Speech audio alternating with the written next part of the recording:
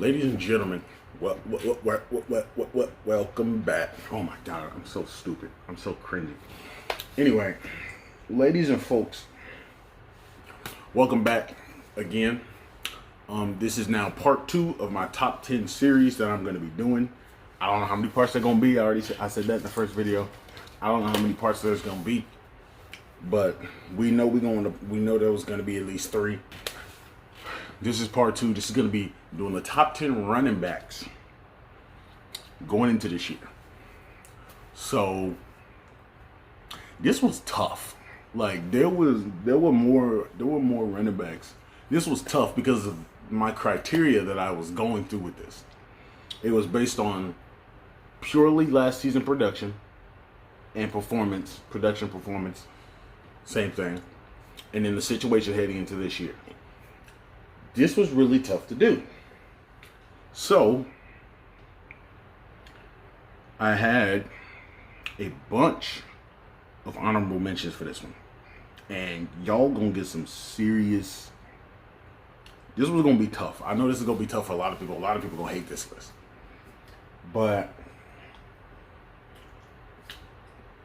honestly, for me, 8, 9, and 10, mainly 9 and 10, and then after that were really difficult for me to do because it's like, who do I put here? Because this person could easily make it, this person could make it, this person could make it. But at number 10, I went with Javonte Williams. Yeah, he's a rookie, but he's coming off a pretty good season. He could easily have a better season with Russ there and their passing attack, so he could easily have a better season this year and really start to look like one of those top 10 running backs. Now, I put him here because we're going off of production last season and performance last season.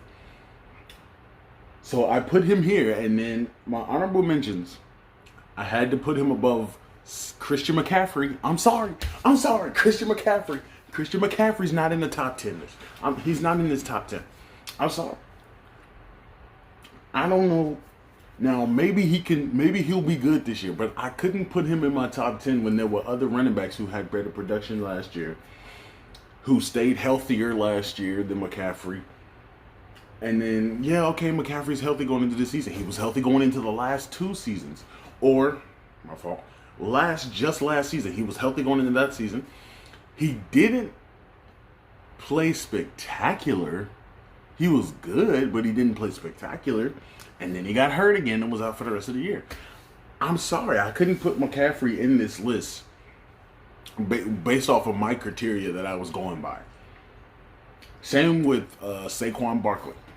He was hurt too, and he didn't have that good of a year either when he was on the field. In my opinion, he didn't do anything spectacular.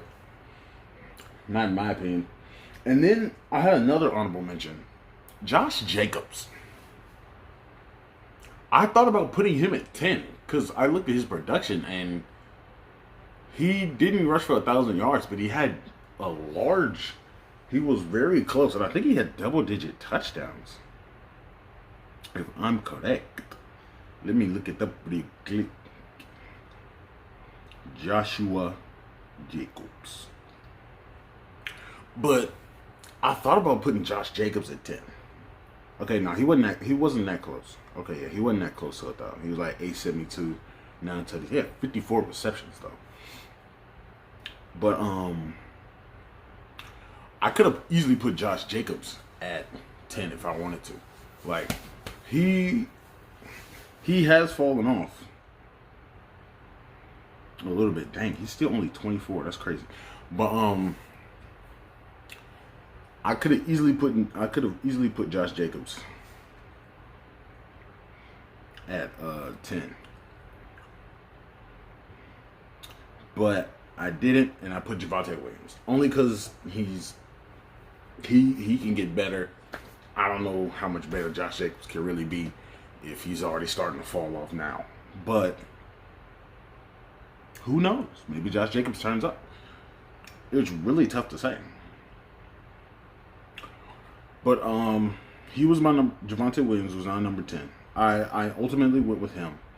But honestly, you can make a case for all four of the guys I just said. All four of them could probably be put at 10 if we're being real here. Trying to think of something real quick. Okay. Well, number 9. Real quick. Who was my number 9? Number 9, I had Austin Eckler. Now, Austin Eckler had a really good season last year. He had like over 900 something yards, double-digit touchdowns, I think. He had double-digit tutties, and then had like 70 receptions. Like, the dude's obviously a dual threat. He stayed fairly healthy. What are we doing here? Why are we freezing? Stop. But yeah, Austin Eckler had to be. He has to be a top 10 running back going into this year. Yeah, man's had 911 yards, 12 touchdowns, 70 catches, and 8 touchdowns. Like, he was the dual threat that McCaffrey was not this year or last year. And now the Chargers are about to be one of the best teams in the league, I think. So his production is probably going to stay the same as long as he stays healthy. And then we go from there. Austin Eckler. Number 8, I had Aaron Jones. Now, some people are going to be like, oh, McCaffrey's better than Jones. Oh, honestly, y'all going to think that McCaffrey's better than probably half the people on this list. All right? Y'all probably don't think that McCaffrey deserves to be top 3, which, no. No. Honestly, no. But, and I had Aaron Jones in Green Bay. Yes, he was hurt, but he was productive when he was healthy. There's a difference. Christian McCaffrey and Saquon Barkley weren't really that productive, even when they were healthy. They weren't that productive. But Aaron Jones was productive when he was healthy.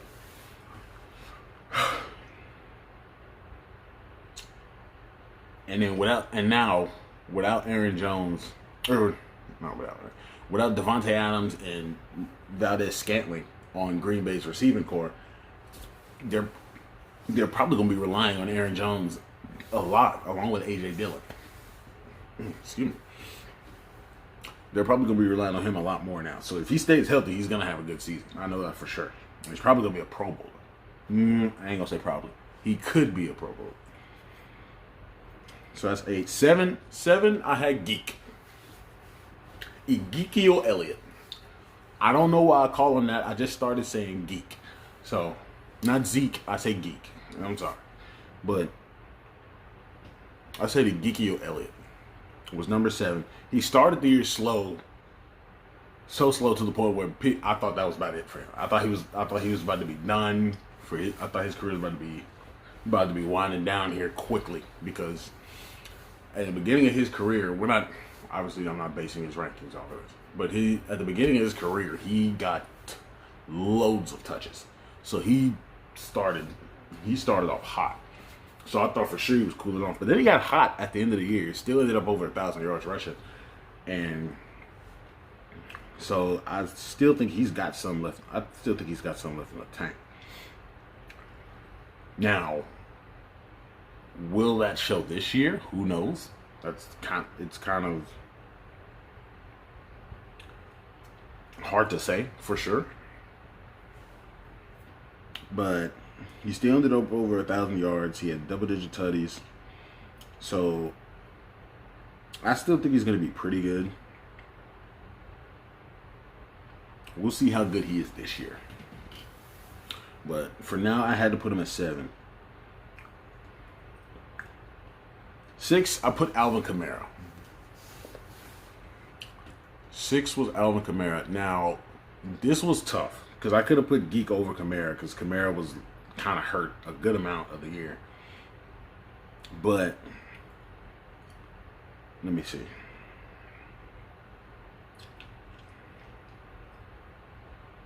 I mean, yeah, like Kamara never really didn't really have his best season, but I think didn't he still make the Pro Bowl though? Yeah. He's made the Pro Bowl every year of his career. Now, the one thing about Kamara, He still had a good season. He still had a good season. He still made the Pro Bowl because he was still pretty good. That's why I had to put him above Geek. But one thing about Kamara, I don't think I've ever seen a running back. I don't think I've ever seen a running back, at least not that I can remember for sure, that has made as many Pro Bowls as Alvin Kamara has, but never once in his career rushed for 1,000 yards. Alvin Kamara, this has nothing to do with his ranking, but Alvin Kamara in his entire career has never rushed for 1,000 yards. But he's a 5-time Pro Bowler. He's been to the Pro Bowl every year since he's came into the league. Now, granted, a couple years you could make the case. It's like, well, one year he had 14 rushing touchdowns, 81 catches, 700 yards. Another back in 2020, he had 16 rushing touchdowns, 900. That was the closest he had gotten to 1,000. And then 83 catches and 756 yards and 5 tutties. Like, yeah, okay. Obviously, it's his versatility that makes him a Pro Bowler. Like he's unstoppable. It's just the fact that he's technically listed as a running back, never had 1,000 yards rushing, but is a 5-time Pro Bowler. 5. Like, if you're like a 2-time Pro Bowler and you make it and you've never, like, in your career, you never rushed for 1,000 yards, but you're a 2-time Pro Bowler, it's like, okay. I mean, like, you had 1 year where you look like a Pro Bowler. But Kamara has been consistently a Pro Bowler, but he's never made it. Find me a running back who never rushed for 1,000 yards, but is a 5-time Pro Bowler, or even a multi-time Pro Bowler. Like, I don't know. I would have to go through this stat thing extensively to try to find that, and I don't think I would. Honestly, it's really hard to believe. So Kamara, is like on a different level of running back versatility. Now, will he make the Hall of Fame with these kind of statistics? Like, let's say he... My bad. Let's say he goes to the Pro Bowl 3 more times. It's like an 8-time Pro Bowler. But again, he never gets for 1,000 yards. He never gets 1,000 yards. But he ends up with like 7,500 career rushing yards and like 7,000 career receiving yards, like 90 career rushing touchdowns, and like 50 career receiving touchdowns. Like, do you think those are Hall of Fame worthy stats? Because 7,500 yards, 8,500 yards, because he's 26. He's going to be 27. Oh, he's going to be 27 like next week. Oh,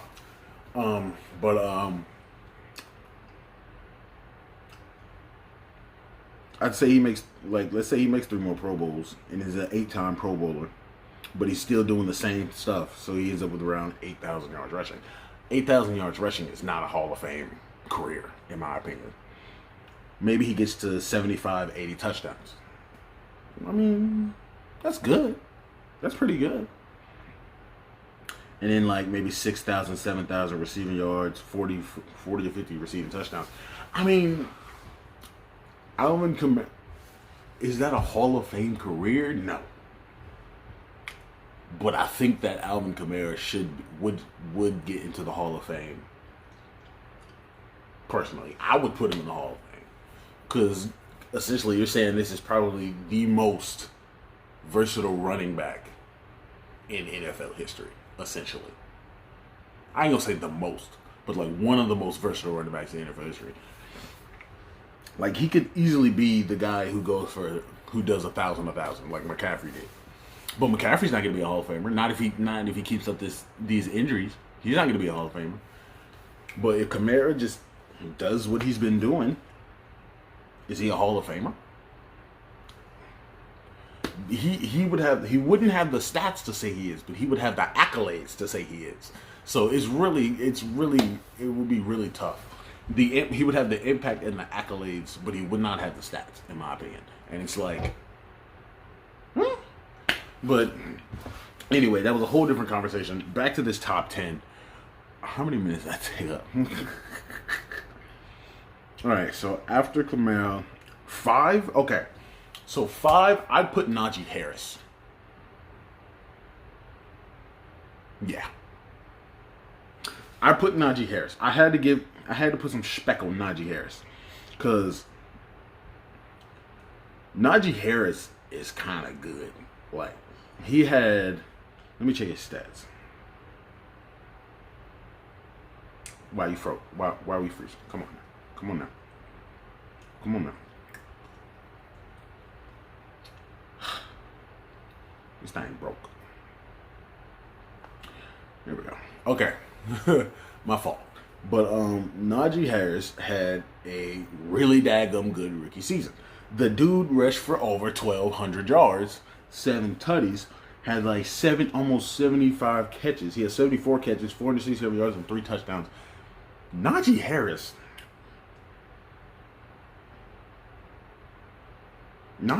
had a great season, and he stayed completely healthy. He went to the Pro Bowl. He's probably going to do the same thing again. Now, granted, I hope the Steelers O-line blocks better, because giving this man 307 carries as a rookie is ridiculous. Like, he will not be good past 26 if you keep giving him 300 carries a year. He's not going to be good past 26. He's already 23. So he came into the league at 23. He's already 24. So he's not going to make it past 26, maybe 27, giving him 300 carries a year every year. I don't think that's going to happen. But next year, like, I expect Najee Harris to have a 1,300-yard season and double-digit tutties. Like, at least 1,300 yards. Like, that's how good Najee was last year, in my opinion. And that was with a bad Steelers O-line that they've made a little bit better. So, and now they got a rookie quarterback and Mitch Trubisky. So they're gonna be leaning heavily on Najee, especially at the beginning of the season. So expect to see a lot of Najee touches. So I had to put him at 5 because of my criteria. That's why I'm doing this. That's how I'm doing this list. So Najee Harris I put at 5. 4, I put Dalvin Cook. Now, he wasn't as productive as Najee was, but I think that's mainly because Najee had more touches than Dalvin. Let me look at their touches.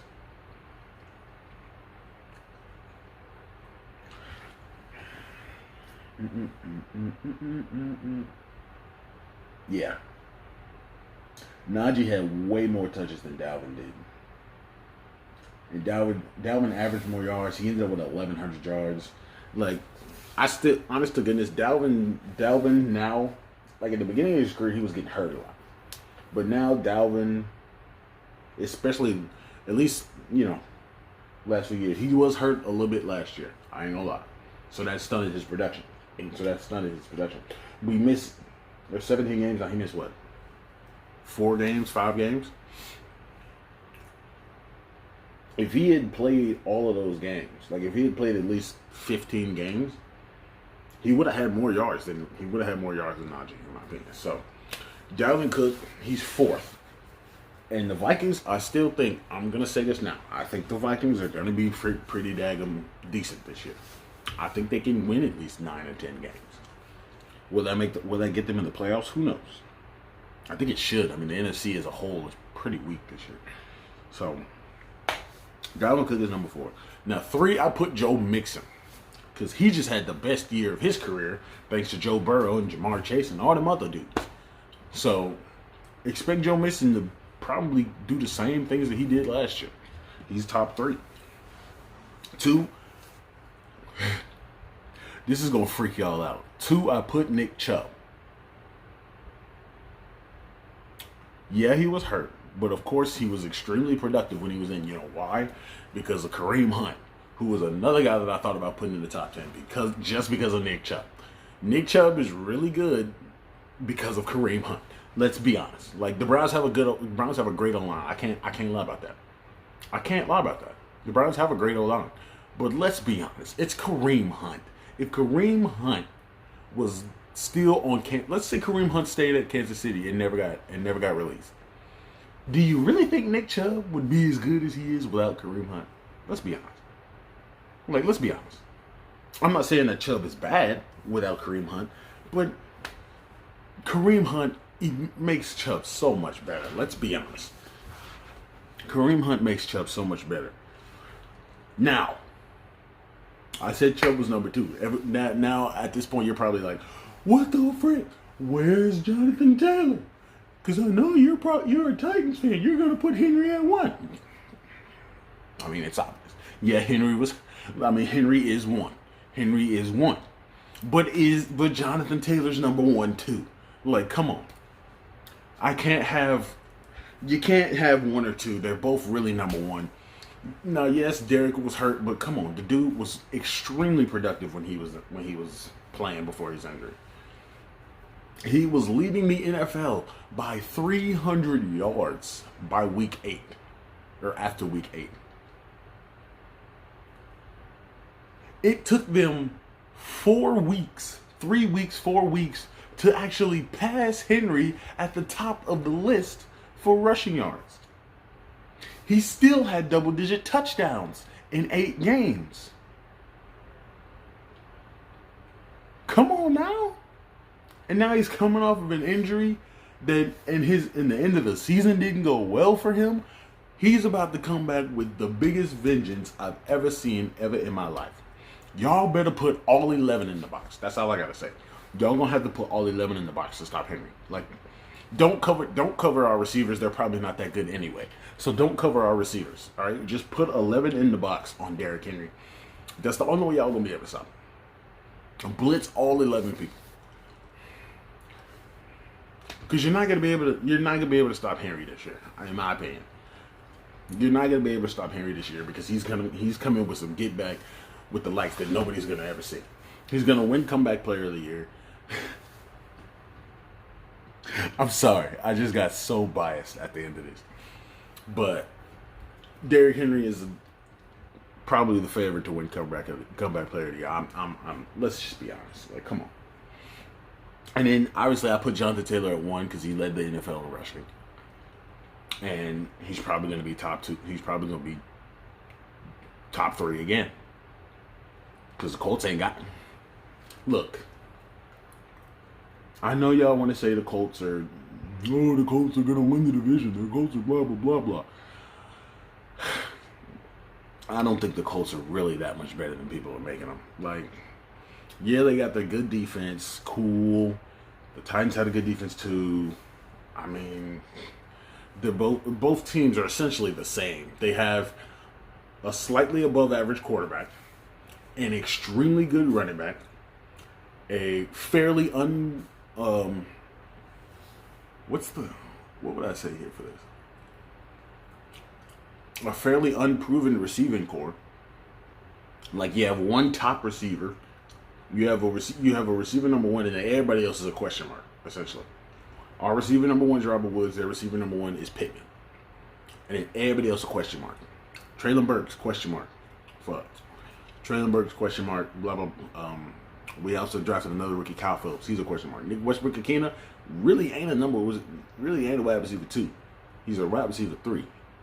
We need Traylon Burks to be better. That's all I'm saying. The Colts, they outside of Pittman, like, who you got? You drafted the dude Pierce, and he's had his moments, yeah. But we don't really know. Training camp hasn't started yet. We haven't seen enough of anybody to know that for sure. Pierce is going to be the next guy. He's going to be great. He's going to be good. Who else they got? I don't really know the rest of the Colts receiving core. I know they had that one dude from Ohio State, Paris Campbell, but what has Paris Campbell done besides get hurt? He's been unproductive. Come on now. I don't know. The Titans and the Colts are essentially the same. Like, the Colts might have a slightly better defense this year because they brought in Stephon Gilmore and Yannick Ngakoue. So the Colts probably do have a little bit better defense than the Titans. Will that make them better? We don't know. And they're saying that, oh, the quarterback problem's fixed because we got Matt Ryan. Okay. He's like, oh, he's a former MVP. Dude, he was an MVP 6 years ago. He was an MVP 6 years ago, and he had a Hall of Fame receiver.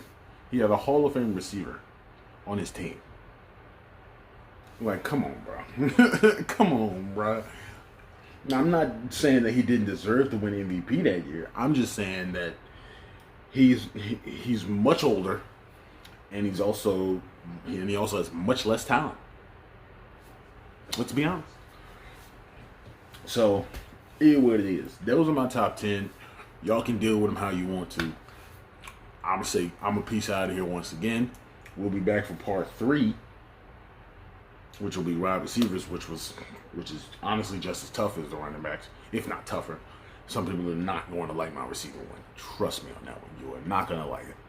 But I'm gonna head on out of here. Y'all stay up. Y'all stay blessed. Y'all stay lit. Peace. We appreciate all